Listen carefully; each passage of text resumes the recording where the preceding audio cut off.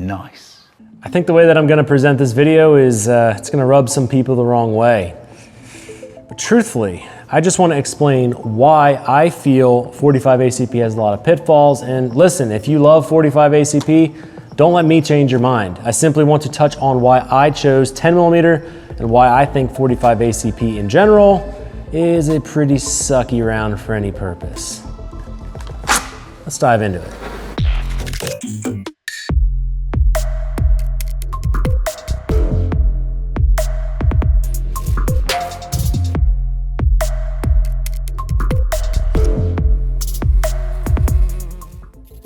Instead of just boring you with some sort of random ad plug like every other YouTuber out there, I wanted to show you guys some freaking awesome explosions we just created on the range for our latest video at TA Targets. And while you're enjoying this amazing Freedom Fest of explosions, I wanted to just ask for your help and support. The vision of our companies is to equip citizens with tools to train to defend life. We want to exhibit and encourage the practice of liberty and sovereignty in this republic. We desire to bring life-saving gear to you, tools that help you train to be a better defender of life. If that sounds like one of your missions and you like what we are about at all of our channels, please consider supporting us. Our steel target systems are purpose-built to last your lifetime, and they provide valuable feedback while training.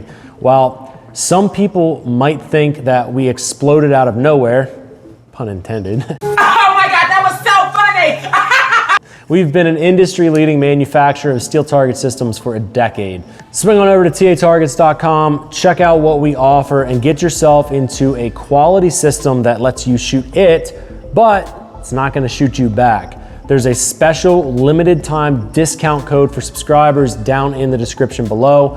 Don't wait, it's gonna end without notice. So this video is coming after we just shot a ton of 10mm content with our Glock and M&P over at TA Targets. If you want to see that content, I'm gonna put some information in the description and a card right up here. I thought it would be valuable for me to discuss my thoughts even further surrounding 45 ACP and 10mm. I've become very partial to 10mm, but it isn't just because I don't like 45. I do like 45 ACP, but I think in almost all situations, 10mm is superior. I'll get into that shortly, but before I do, I want to say thank you to T-Rex Arms for working with me to get the holsters that you see with this video. I've done a lot of business with T-Rex over the years with my company, and I love supporting what they're doing over there. I just feel like I should disclose that the sidecar holsters that I'm running and using for the Glock 20 and the Glock 21 SF are from T-Rex. The pistols were purchased at full dealer price off of RSR Group, and the A&R holster that I used, which I have down here for the M&P, I purchased this for full price, and no company or person paid me to make this video, except my own company, but I'm salaried, so technically I'm never off the clock anyway, so onward. My first gripe about the 45 ACP is that it is simply a lethargic round. It's fat and slow, and it really isn't an overwhelming performer. In my opinion, compared to a 10mm, it's pretty bad. Sure, you can get lighter loads and faster loads for the 45 ACP, but when you look at all the major offerings on the market, most are gonna be subsonic. This is great if you are shooting with a can or plinking on the range or running select fire and subguns, but for defense against big game or even humans, it's a pretty pudgy round. 45 ACP is just not confidence inspiring. In fact, when I was shooting watermelons on the range recently for our last video, the 9mm created far more damage to the watermelons than the 45. The 45 was downright depressing. Now I know that shooting watermelons isn't the best example and it's not a scientific test, but the 45 just lacks in any amount of pizzazz on target.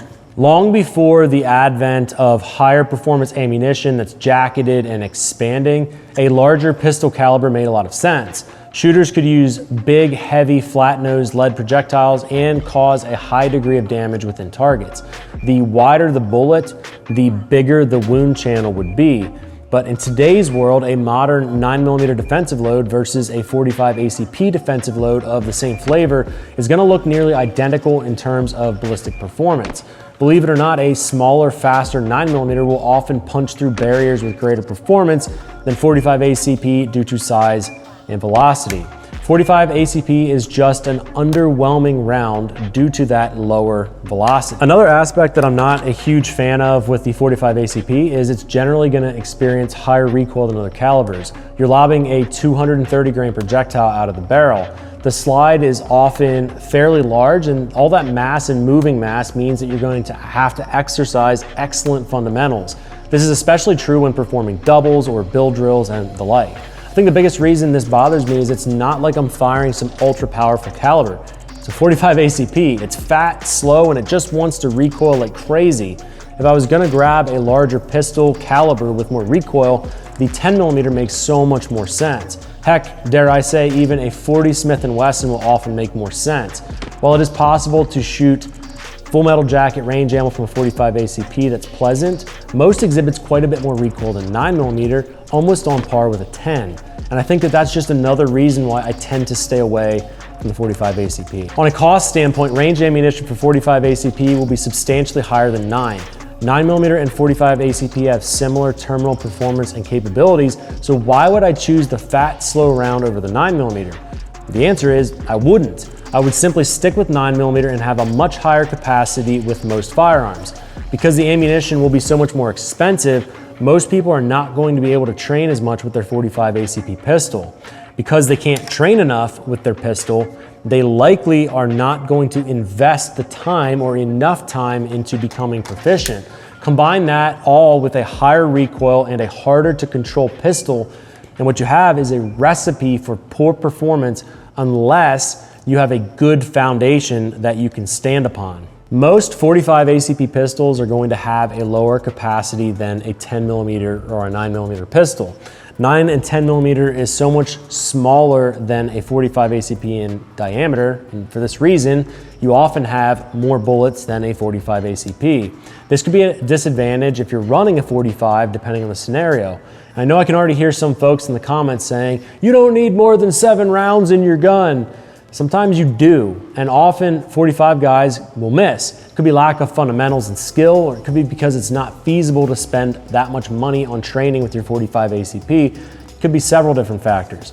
But because it has similar size and recoil and thickness and girth to a 10mm, but it's less powerful in most cases than a 10mm, I stay away from the .45 ACP like my Glock 21 SF, and I will tend to stick to a Glock 20 chambered in 10mm. I choose 10mm over .45 ACP because 10mm gives me the larger bullets and similar weights to a .45 ACP, but they're flying so much faster. It's easy to get loads from companies like Underwood Ammo, who will have 220 grain projectiles flying at 1,200 plus feet per second. That's wild, and you certainly can feel it when you're shooting. 10mm has more of an offering of ammunition for big game defense as well. It's closer to ballistics of a 41 Magnum, not quite up to a 44 Magnum, but still very impressive. 10mm pistols will often have a higher capacity than that .45 ACP counterpart, and the ammunition will often be the same price as .45 ACP. Still much more expensive than 9mm, but if I'm spending more money, I want more power. 10mm all around to me is a more versatile caliber. You can get subsonic and supersonic ammo. You can still shoot suppressed. It's wildly more violent on game than a .45 ACP, as can be seen from our watermelon content. For that reason, I don't carry my Glock 21. Instead, I choose to carry my Glock 20, again chambered in 10mm. So I'm curious, which would you choose? Would you choose the .45 or 10mm? Get down in the comments section and hash it out. Fight each other verbally if need be. But remember, regardless of the caliber, the shooter is what matters most. Make sure that you're training well and you're building that skill set, because that's the most important thing. And don't forget to hit the links in our description to show us some support. Invest in American manufactured quality steel targets, then get yourselves trained up. Stay well, stay safe. I'll see you all in the next video.